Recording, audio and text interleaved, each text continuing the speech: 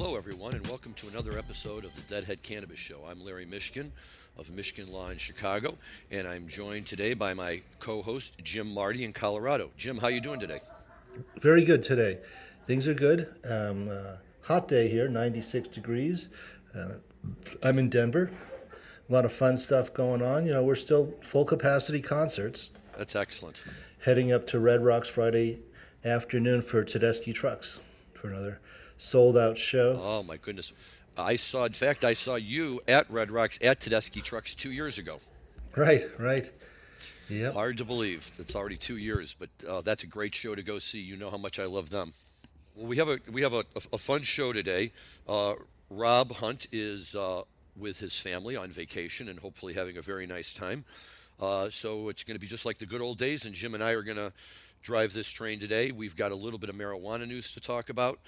We have some fun Grateful Dead stuff to talk about, not the least of which is that yesterday was Jerry Garcia's 79th birthday, and we couldn't be the Deadhead Cannabis Show if we don't take a few minutes to mention and reflect on that.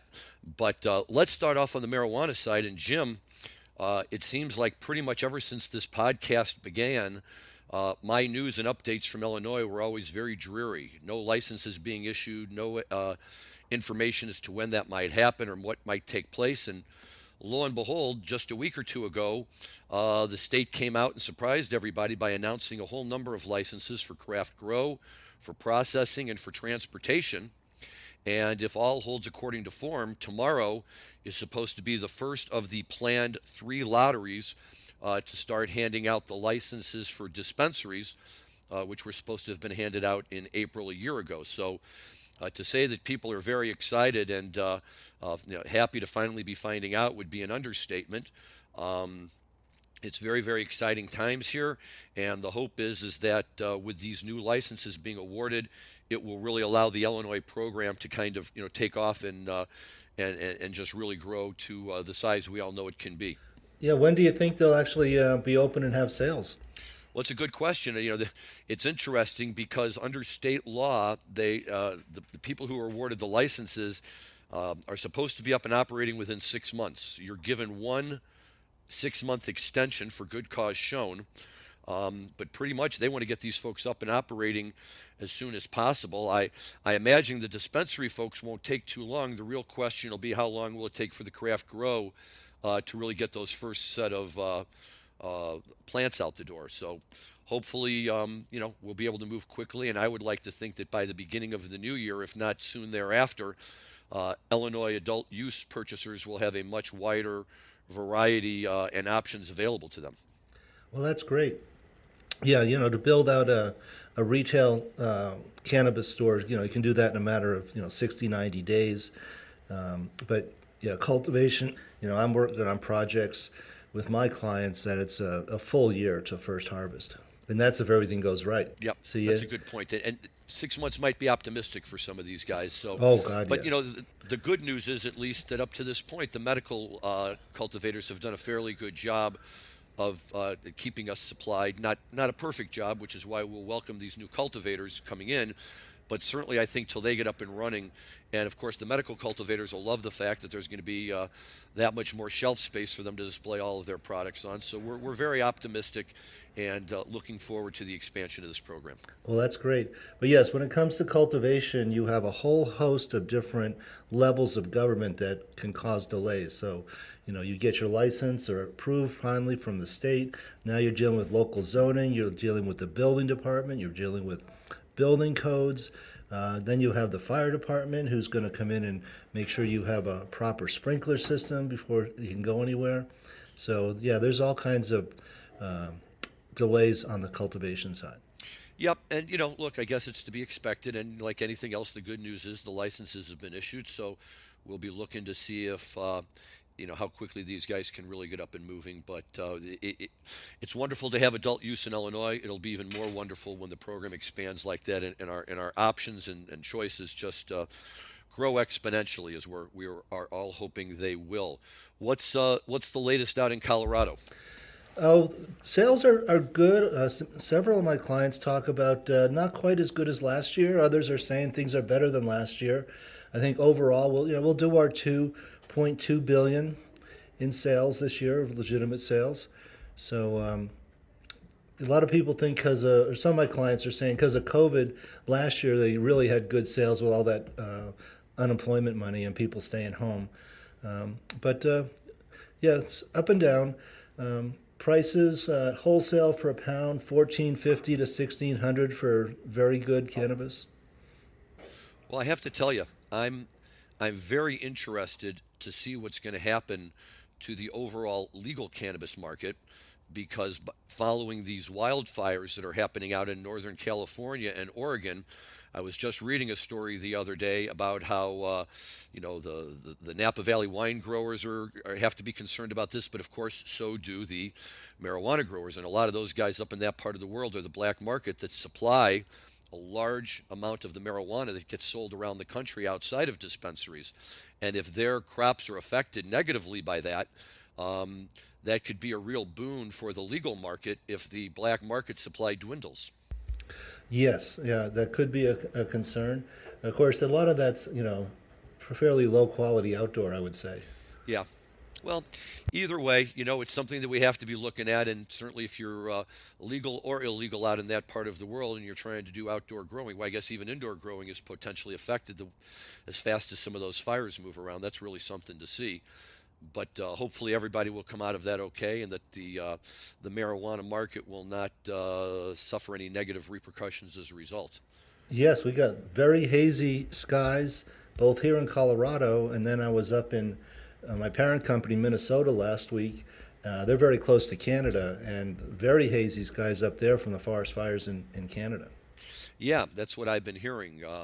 They've even told us that here in Chicago, there's supposedly some days where some of the overcast can be attributed to that. It's kind of a scary thing, and hopefully everybody out in those areas. And I was just hearing that apparently there's wildfires in Massachusetts now as well. So I guess it doesn't matter where you are. Everybody's susceptible to it to some degree, and hopefully everybody can stay safe and use their cannabis to keep them calm.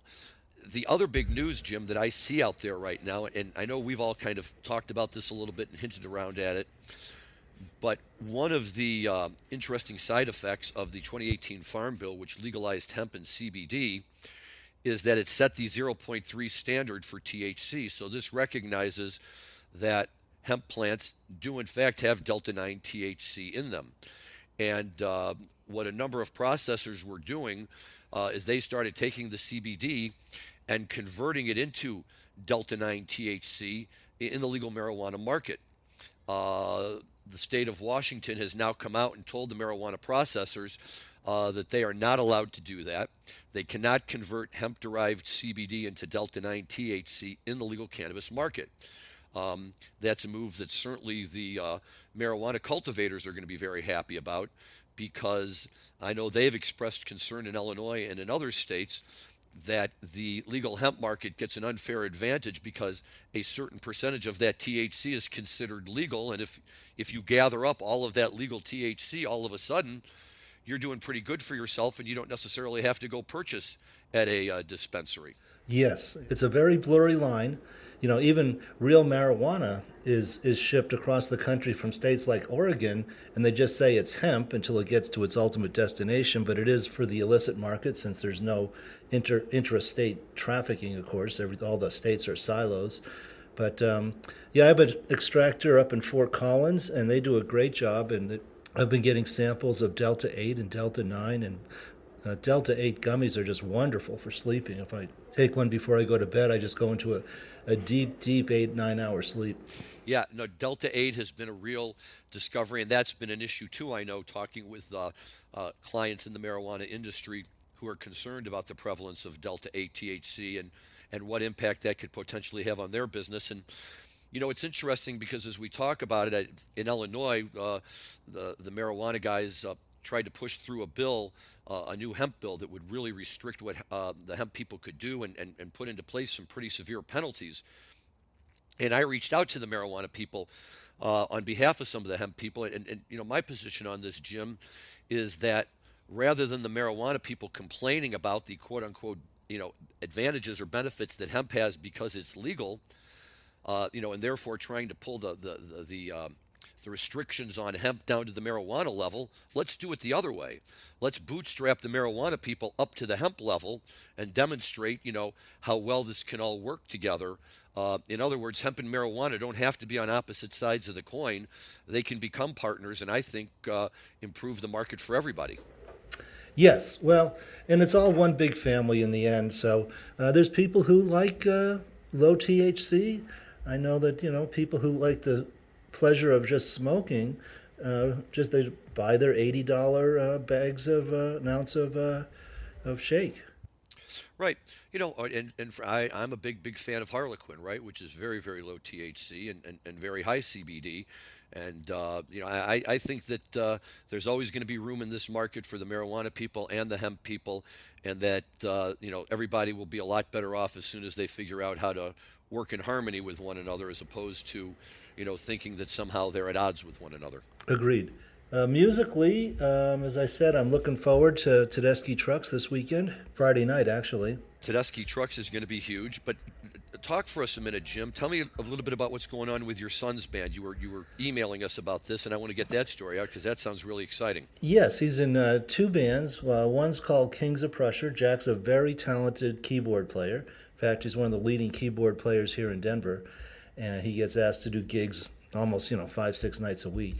That's wonderful. Yeah, so they're in a Fish tribute band called Kings of Prussia, very popular here in Denver. But he's also in another band called Swerve that does all original music. And Jack's written a couple of songs, and they have a CD, and they also have a video that just came out too. So we'll have him on maybe next week, and we can talk about it. Well, maybe we can get the video and post it onto our webpage. We can ask our crack producer Dan Humiston, and heck, if we can get some CDs out there in the world and expand his exposure, let's do it. Yeah, it's actually getting some airplay here in the Denver market. Wonderful. Well, that's got to be exciting as a father to see your kid succeeding as a musician. It is. It's kind of fun going to see them. My wife and I go and see their gigs. We usually just stay until set breaks, as we're not late night people as much as we used to be, and let him hang out with his friends. But that band Swerve, all the members of the band and myself went to see Goose a few weeks ago that I was talking about, and it's really fun to go to a concert with musicians because he's playing this keyboard and they have this guitar and sure. Well, I got to tell you about Goose, Jim, because you were on the forefront of that wave. Last weekend, I had the very distinct pleasure of getting to spend one night out of 3 with my son and his friends at his bachelor party. My son's getting married over Labor Day weekend. They had rented a house up on a lake in Wisconsin, and I was invited up for the night, and these guys were all, the best part about it for me was it could have been my friends. Same music, same everything. Everybody was having a good time, definitely marijuana and all the other good stuff going on. And these guys are all, as tuned into the music scene today as they could possibly be. And I heard one of them starting to talk about Goose for a moment. And I went over there and said, hey, I just heard about this band. Tell me about it. And oh my God, they couldn't stop talking. They said, these are the guys to go see. They are the new thing on the jam band circuit. So hats off to you for being on that train early on. And did they put on some Goose music for you to listen to? Got to listen to a little Goose music, worked it in between. It was great.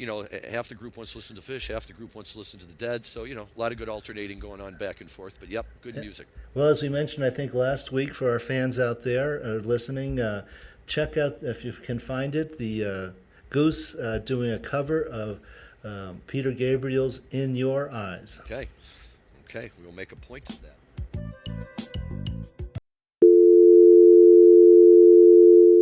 This is a sound that cannabis companies hear when they try to place an ad on Facebook, Twitter, or Google.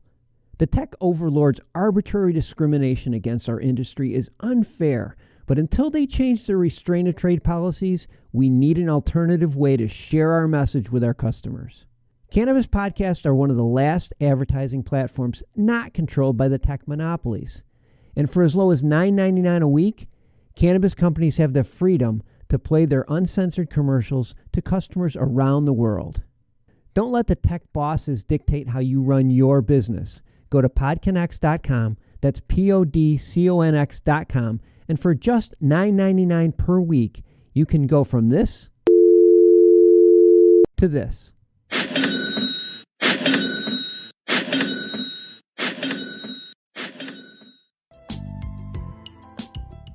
But on the music side today, Jim, we, of course, being the Deadhead Cannabis Show, would be terribly remiss if we forgot to point out to all of our listeners that yesterday, August 1st, was the 79th birthday of Jerry Garcia.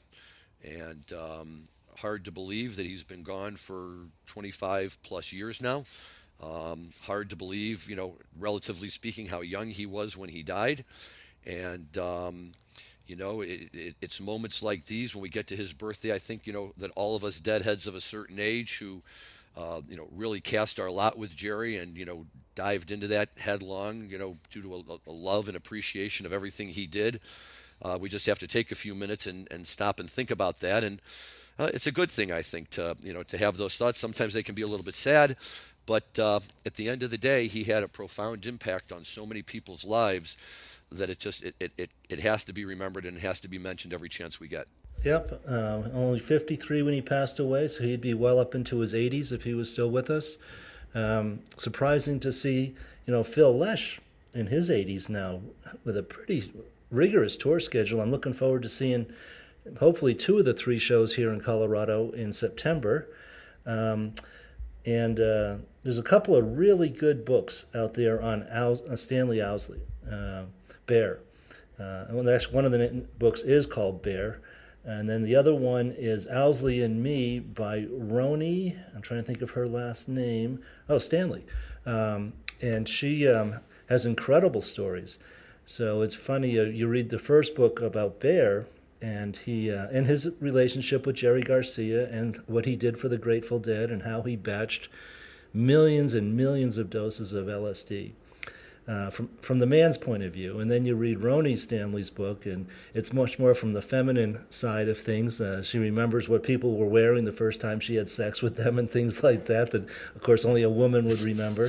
So, but yeah, 2 very great books on Bear and a lot of good insight into the early days of the Grateful Dead, a lot of quotes from Bob Weir, and a lot of good pictures of Jerry and Owsley in the early days, and the Wall of Sound. Yes, and that's a great thing to follow up on. And the more books we can get, and the more we can read about it, and all of that is just a wonderful thing. But yeah, it really, I think, ages us all just a little bit. You're right. Phil Lesh is in his 80s, and he's playing concerts like nobody's business. And we all sit here and look at these guys, as if they're still in their prime. And somehow, when they get up on stage, they still play like they're in their prime.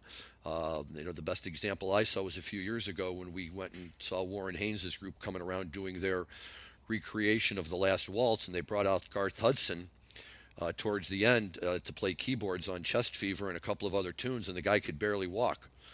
And they sat him down at the keyboard, and all of a sudden he woke up and his fingers were flying across the keyboard like he was 35 years old. And the Neville brothers played well into their late ages, and all of these guys do. They maybe have other physical infirmities or problems, but you put their instrument in their hand, and it just wakes them right up, and it's just that innate talent that never goes away. Yep, yeah. Bear was 75 when he died in a car wreck in Australia. Right, I remember reading about that. Yep. Yeah, he was firmly believed that as opposed to global warming, there was going to be a terrible storms and ice age in the northern hemisphere, and that's why he moved to Australia and homesteaded down there. It's so funny.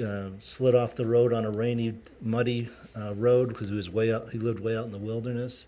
So, but yeah, it's quite amazing stories about a very, very independent, brilliant, and world-changing man. Yep, it's true. It's true. So, a one-day belated happy birthday shout-out to Jerry Garcia. We're always thinking of you, and of course to his family.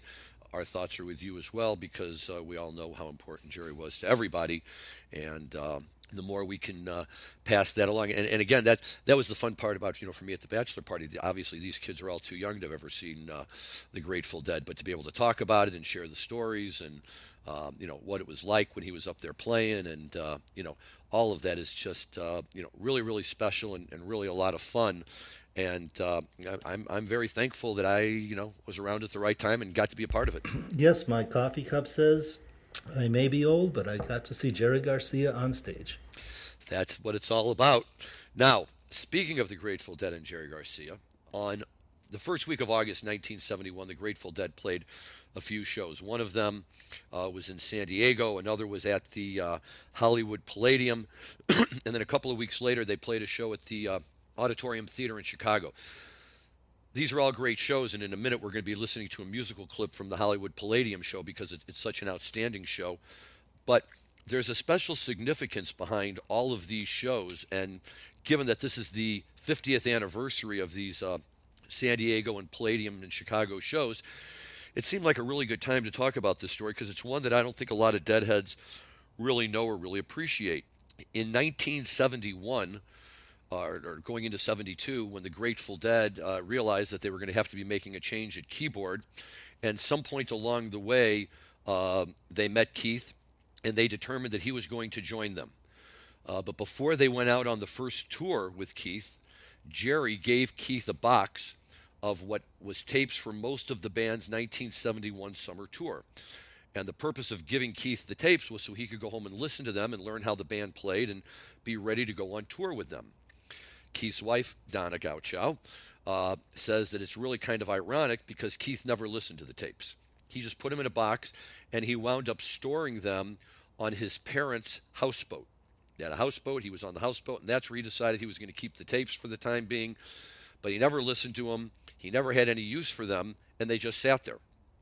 And eventually, he, of course, and Don went on and joined the band and played with them all through the 1970s and until the middle of 1979 when he was out and Brent Midland joined. But through all this time, those tapes sat there, and they were forgotten until probably just about maybe 10 years ago. And Donna's story is that her husband and her son were cleaning off the houseboat. And while they were cleaning it, they uncovered a box filled with reel-to-reel tapes. And they had no idea what they were. They weren't labeled. All they knew was it said Grateful Dead 1971.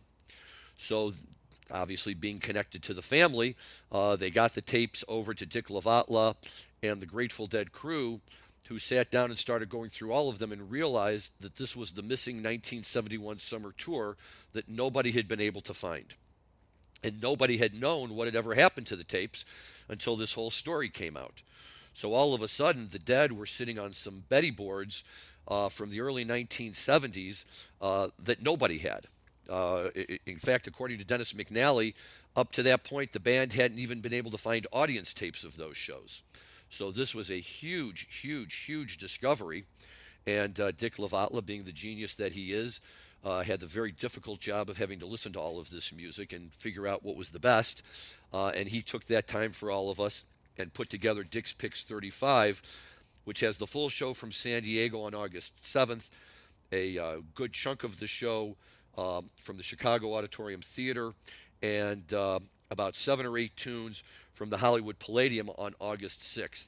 It's a point in time for the Grateful Dead that we've been talking about quite a bit. 1971, the Capitol Theater shows in Port Chester, New York, and a number of other shows that they did that year that were just really, really good. They were on a great roll. They were transitioning out of the psychedelic stage into the more traditional rock band stage, and these shows are very reflective of that transition taking place. So first of all, I would highly recommend to anybody that they get their hands on Dick's Picks 35 and just listen to the whole thing. But then what's even better is to go online and really read this story and just realize that, you know, this is what happens in the Grateful Dead world all the time, right? It's like when you're talking to your buddy outside, you say, yeah, we'll meet up after the show, and you walk in and they're in the seat next to you in a 20,000 seat arena. You know, just as easily that houseboat could have been sold to somebody. The box could have never been opened and just thrown away. You would think that sitting on a houseboat, the ravages of time and the weather and all the dampness and moisture would have affected them, but yet somehow the tapes were preserved and they were discovered, and now we all get the benefit of that, and we get to listen to it. Yes, well, I can fill in some background on some of those stories from my point of view. Please. So, yeah, and of course, it was Bear who started recording the band mainly so that they could listen to themselves in the hotel rooms after the shows. And right. Bear called it his diary. And he was meticulous about recording every show in great high quality. In 1971, he was serving 2 of his 3-year prison sentence for manufacturing LSD, and that's when Betty Cantor took over, and that's why we call them Betty boards. Yep. Then Yep. Good point. the Keith and Donna story is, yes, Donna went to the Keystone one night when Jerry Garcia band was playing, walked up to Jerry when he was having a cup of coffee at the table and said, "Hey, you should be having my husband in your band, and he really should be in the band." So that's how that got started. So those are my little fill-ins on the stories you're telling. Well, those are great fill-ins, and you're right that everybody loves to talk about the Betty boards, but had Owlsley managed to stay out of jail, who knows whether Betty Cantor would have ever had that opportunity to step in. So, once again, the machinations of the dead world always seem to turn strangely, but somehow wind up really being for the best. So, I've got a clip for us, Jim, from the August 6th show at the Hollywood Palladium, and quite frankly, as I was listening to it, there was probably 4 or 5 different things in there that I could have selected, and ultimately it came down to the introduction to the other one, and I would tell anybody, if you buy this disc, go to the August 6th show, or you can find it on archives.org, and listen to the introduction to the other one in the second set coming out of drums. It's just absolutely spectacular. However, in a nod to Mr. Garcia and his birthday, I've selected a clip out of Deal, which is probably one of Jerry's signature tunes, and we're going to have Dan play it for us, and we're going to really have a chance to hear just how hot those guys were and how lucky we are to have this music preserved. Dan?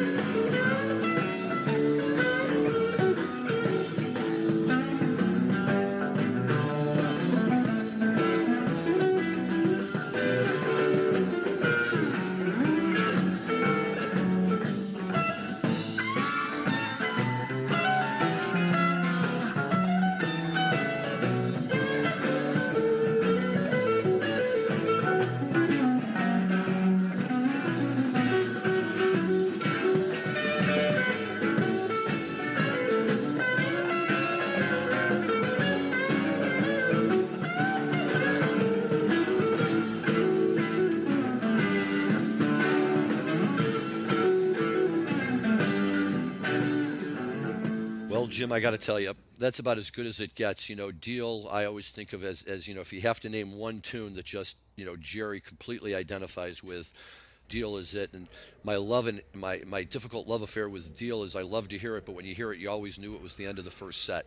And so you were like, well, that's okay. But by the time he got into the middle of that jam, you didn't care where it was coming from. It was just, on a night when Jerry's on fire, Deal's as good as it gets. Yes, since we had Sandy Troy on a few weeks ago, and he raved about the late 60s, early 70s period, I've been listening to quite a bit of that, and very, very good. Bear had his own opinions about that he thought Jerry was best in those years, and he thought by the late 70s and early 80s, the drugs had diminished his playing ability a little bit. So, yeah, a lot of people think those early 70s shows are Jerry, who's in his late 20s and at his peak. And it really sounds like it. It's a band that at that point knew that they had it made, right? They had survived, and they were really discovering their footing and the type of music they wanted to play. And I think in all of these 71 shows that we've been listening to and focusing on, you feel that confidence and you feel that energy and the strength with which Jerry's playing those chords. And of course, the beauty of it is this is 1971. This is 50 years old.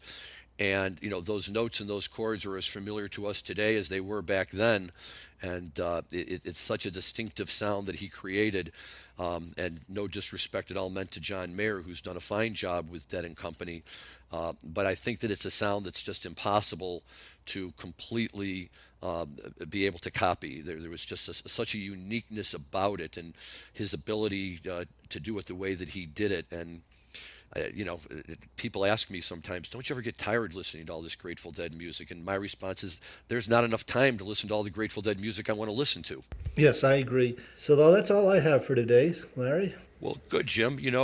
I agree. We've had some fascinating guests and some fascinating conversations, but today we've had some great topics and some really good things to listen to. Generally, good news in the marijuana industry, Jerry Garcia's birthday, and of course the opportunity to listen to music that's 50 years old and was just discovered by happenstance and good luck that you only find when you hang out with the good old Grateful Dead. But we will be back next week. Rob Hunt will be joining us again. We've got a number of really good guests lined up in the coming weeks that we'll be talking to. Fish's summer tour is getting ready to kick off any day now. In fact, this coming weekend, I'll be on my way to Indianapolis to see 2 Fish shows at Deer Creek, which is one of my favorite venues, and I'm very, very excited about that, and we'll look forward to having some great stories to tell when I get back. Oh, I'm looking forward to hearing that. I'm very excited for Labor Day weekend, our end of the summer 3 Fish shows here, which I'll be attending. Sure. So, with that, this is Jim Marty saying over and out till next week. Thank you, Jim. And to all of our listeners, we appreciate you tuning in as always. We will look forward to speaking with you in the future and hope you will continue to listen to our show and tell all your friends about it. It's a lot of fun if you're a deadhead or you like marijuana or both. So until then, everyone, we will talk to you next time.